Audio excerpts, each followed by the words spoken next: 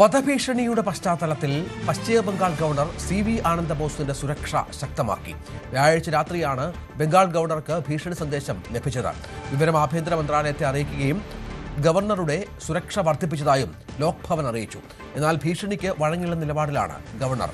സുരക്ഷാ സേനയുടെ അകമ്പടിയില്ലാതെ കൊൽക്കത്തയിലെ തെരുവിലൂടെ നടക്കുമെന്നാണ് സി.വി. ആനന്ദബോസിന്റെ പ്രഖ്യാപനം. The police have arrested the culprit. Certainly they will investigate. If there is anything beyond that, that will also be established. I, for one, do not care for such threats. I am with the people. I am very confident people of Bengal will protect me.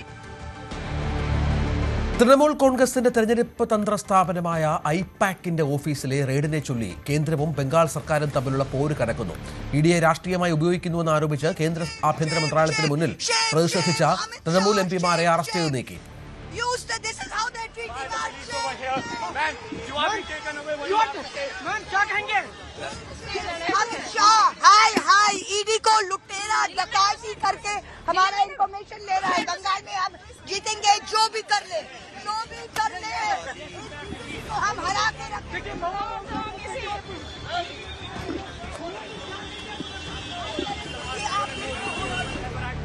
ED നടപടിക്കെതിരെ മമതാ ബാനർജി ഇന്ന് കൊൽക്കത്തയിൽ അല്പസമയത്തിനകം പ്രതിഷേധം നടത്തും. തെരഞ്ഞെടുപ്പ് അടുത്ത ബംഗാളിൽ ഇതോടെ മമതയും കേന്ദ്രവും തമ്മിൽ പുതിയ പോർമുഖം തുറന്നിരിക്കുകയാണ്. ഇ ആർ രാകേഷ് വിവരങ്ങളുമായി ചേരുകയാണ്. ഇതൊരു പുതിയ സാഹചര്യമാണ്. കേന്ദ്രവും മമതയും തമ്മിലുള്ള തർക്കം പുതിയതായി അല്ല, പക്ഷേ ഇപ്പോൾ ഇഡി റെയ്ഡുമായി ബന്ധപ്പെട്ടാണ്. എത്രത്തോളം കലുഷിതമാണ് സാഹചര്യം?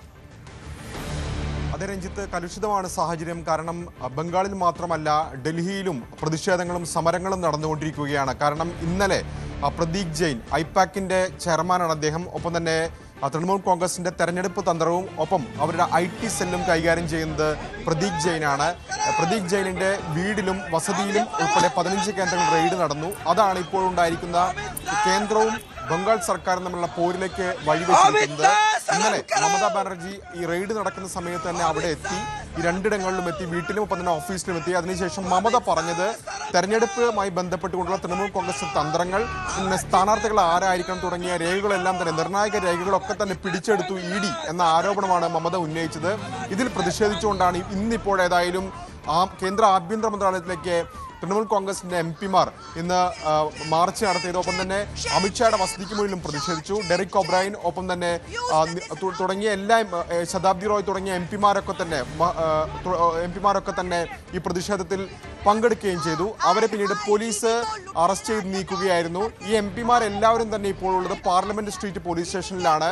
അവിടെയും MP-മാരുടെ പ്രതിഷേധം തുടരുകയാണ്. MP-മാർ ചൂണ്ടിക്കാണിക്കുന്ന പ്രധാനപ്പെട്ട കാര്യം, കേന്ദ്ര അന്വേഷണ ഏജൻസികളെ രാഷ്ട്രീയ നേട്ടത്തിനായി ഉപയോഗിക്കുന്നു, എതിരാളികളെ പകപോക്കാനായി ഉപയോഗിക്കുന്നു എന്ന ആരോപണമാണ് അവർ ഉന്നയിക്കുകയും ചെയ്യുന്നത്. ഏതായാലും MP-മാർ ഇപ്പോഴും പോലീസ് സ്റ്റേഷൻ തുടരുകയാണ്. അവിടെ അവർ പ്രതിഷേധിക്കുകയാണ്.